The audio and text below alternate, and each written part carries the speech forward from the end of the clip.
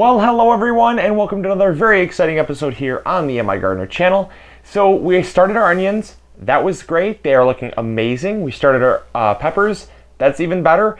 And now comes the very exciting part of the year that I know everybody enjoys, me included, and that is tomatoes. Yes, and this year specifically, I have something very exciting planned.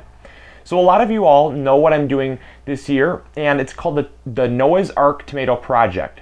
And now it's nothing religious, it just happens that the Noah's Ark story has animals of two.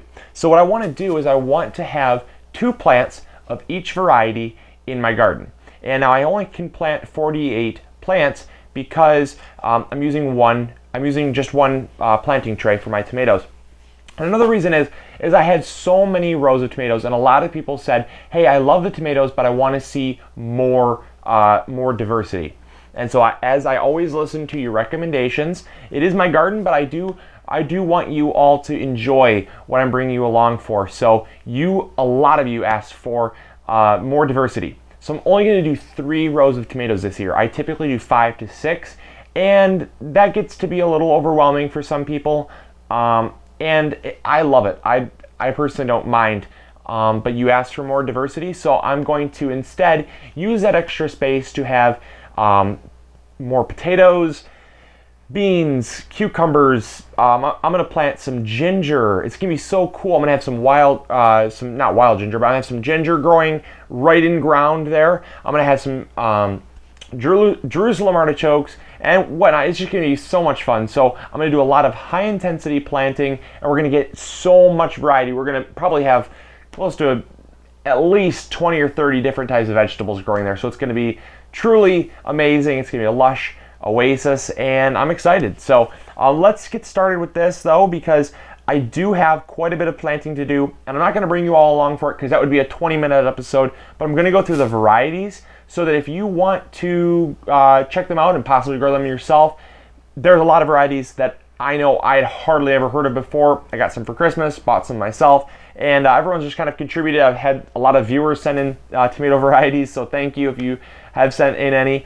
And it's all going to go towards the Noah's Ark Tomato Project. So let's get started. The varieties we're going to be planting is 48 varieties. Basically how I'm going to do it is there's 10 rows right across here, and so I'm going to plant 5 of each variety. So I have 5 of one variety and then 5 of another, and that's how I'm going to tag them. I'm going to have a tag right here and then a tag right here. So the tag will obviously be facing this way, and it's going to mark the plants going down this way, and then the next tag is going to mark the plants going this way.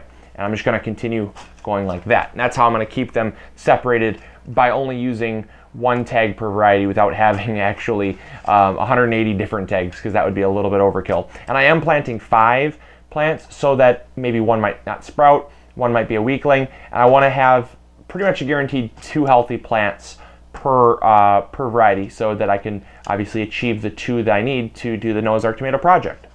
So the first one here is Omar's Lebanese tomato, Cherokee purple tomato, German Johnson, Granny Cantrelles German pink, pink brandywine. Some of these you may have heard, but there's a lot in here I guarantee you've not heard, because I had never even heard of them in my entire life. A yellow brandywine, pink oxheart, and I am trying to diversify the colors as well. Colors, shapes, sizes, all that's going to be mixed up, so it's going to be really, really cool. Tomatoes from all around the globe. I have pineapple tomato, Tigerella, white queen tomato, striped marvel,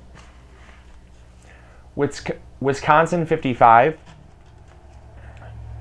white tomosel, white tomosel, I think, something like that. Birkley tie-dye, Manitoba, Vinson Watts, Golden Jubilee, Green Zebra, Banana Legs, Emerald Evergreen. Now, I've never grown a green tomato before, partially because I never know when they're ripe, but apparently this one has a little bit of an emerald color to them, and it's a dark green when it's unripe. So apparently there is a way to tell, so that's why I am growing this one because I don't like growing something that I don't know when it's ready to harvest. But I think we're going to be able to do just fine with that one. New Yorker tomato, Paul Robson, Giant Belgium, Orange Banana, Dagmas Perfection, Big Rainbow, Stupus, Stupus, that's funny, Black Pineapple, Zapotec Pleated, Rosso Sicilian, Striped Cavern. These are actually a hollow tomato. Calypso tomato. Polish Linguiça. Saved these ones myself from 2013. That was a really great year for growing those. Violet Jasper. Mong. M-O-N-G. Mong. Yes, Mong. Yellow Boar. Japanese Black Trifle. Aussie. Blue Tomato. Black Zebra. Ruffled Apple. Lucent. Indigo Rose. This one is an amazing one. If you can ever get your eyes on an Indigo Rose, you better do it quickly, because it is a beautiful sight to see, and it's unbelievably gorgeous. If you look it up on Google, I no doubt think that you'll be signed up to buy this one for sure. Red Boar, Kellogg Breakfast, Homestead, and Marglobe. We planted the peppers in the 512 cell seed tray. These are really good for peppers and really good for your lettuces and stuff like that. However, tomatoes have a very fast growing root system, and also since I don't need 512 plants but I wanted to have a whole tray, I upgraded to this one. And you might not notice that there's a difference, but the size is actually different. This is only 180 plants.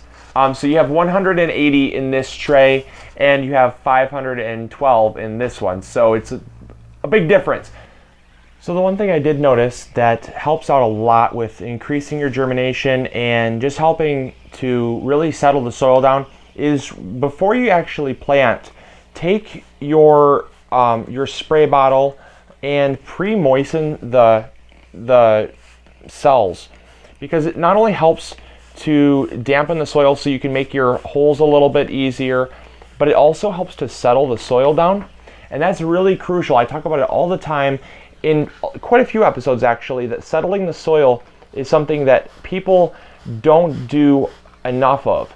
And even in a fine sprouting mix like this, you want to still settle the soil around the seeds, simply because roots don't like air gaps. They don't. And so if you've ever seen those air pots, what that does is it creates a barrier, obviously air and then pot, and the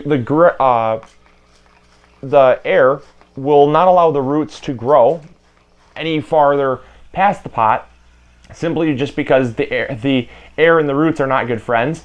And so the roots will just kind of hit that air barrier and just go straight down. And so yeah, it's called air pruning. And that is obviously not good for a little seedling, because when it puts all that effort into putting out its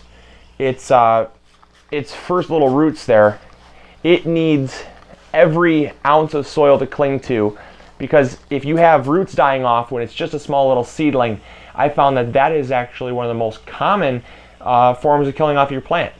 You know, you have damping off, which is just overwatering in general, and you have just sometimes dead seed or poor seed that is just bad seed.